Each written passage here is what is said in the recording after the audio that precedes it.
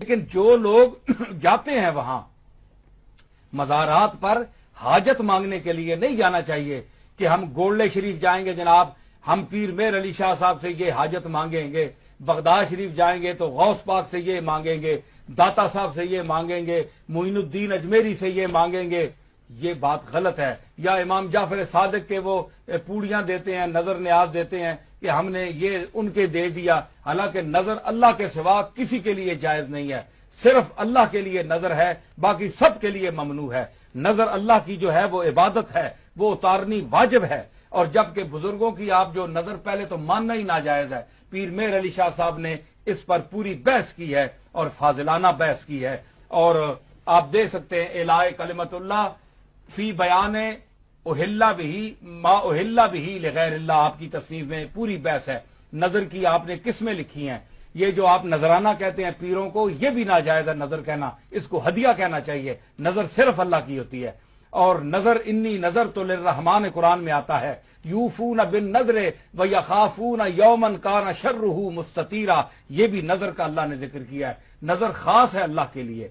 تو نظر کسی بندے کی ماننا ناجائز ہے. ہاں یہ آپ کر سکتے ہیں کہ آپ پیر میر علی شاہ صاحب کے مزار پر گئے، وہاں اللہ کی بارگاہ میں عرض کی کہ ہم تیرے ایک مقبول بندے کی بارگاہ میں کھڑے ہیں اور تجھ سے مانگتے ہیں، اگر یہ میرا کام پورا ہو گیا تو میں اس شخص کے لنگر میں اتنے پیسے دوں گی یا دوں گا تاکہ یہ جہاں جو غریب لوگ کھاتے ہیں، مہمان آتے ہیں، وہ کھانا کھائیں. میں اس طرح تیری بارگاہ میں 100 دیگ 200 دیگ 5 دیگیں 1 دیگ جو ہے اس کے پیسے یا جو کچھ بھی ہے میں پیش کروں گی.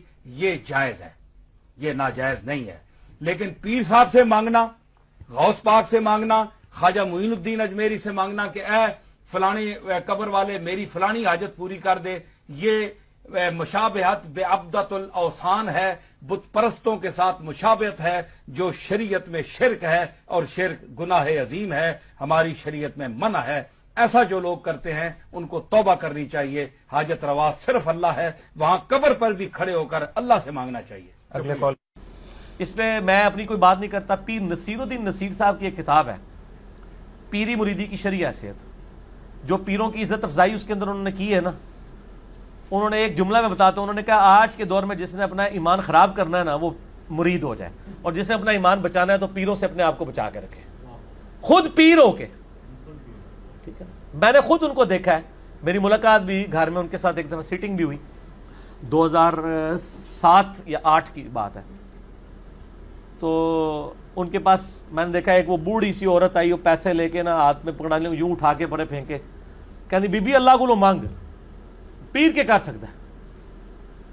یہاں بھی جیل میں تقریر کر کے گئے نا، ایک بار ہی بلایا، دوبارہ انہوں نے بلایا ہی نہیں ہے.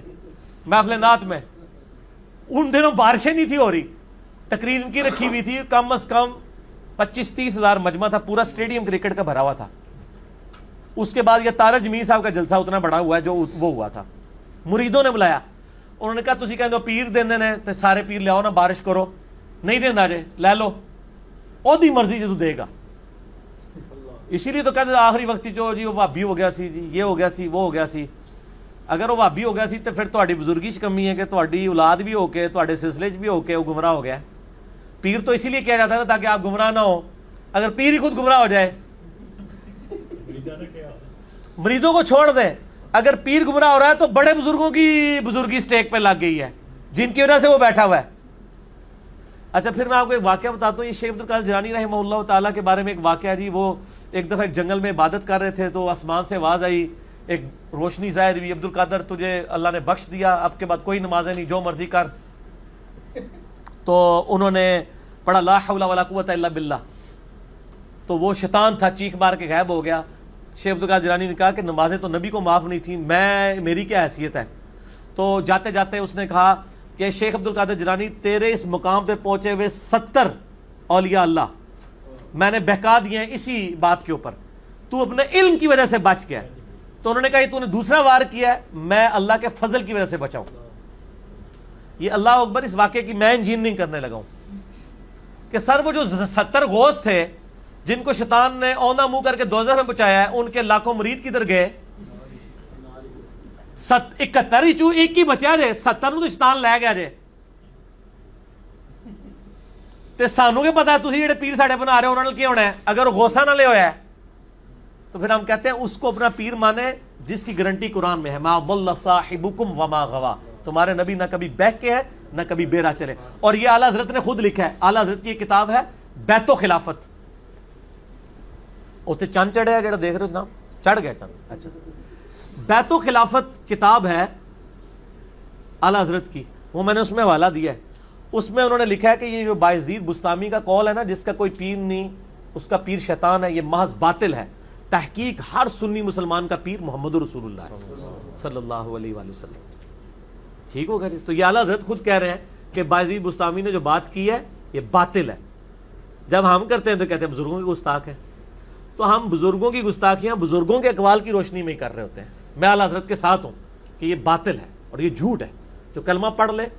پھر قرآن میں تو بیعت آئی ہے اللہ کی، سورہ توبہ میں آیا اللہ تعالیٰ نے مومنین کی جانیں اور مال جنت کے بدلے میں خرید لی ہیں، اس بیعت پر خوشیاں مناؤ.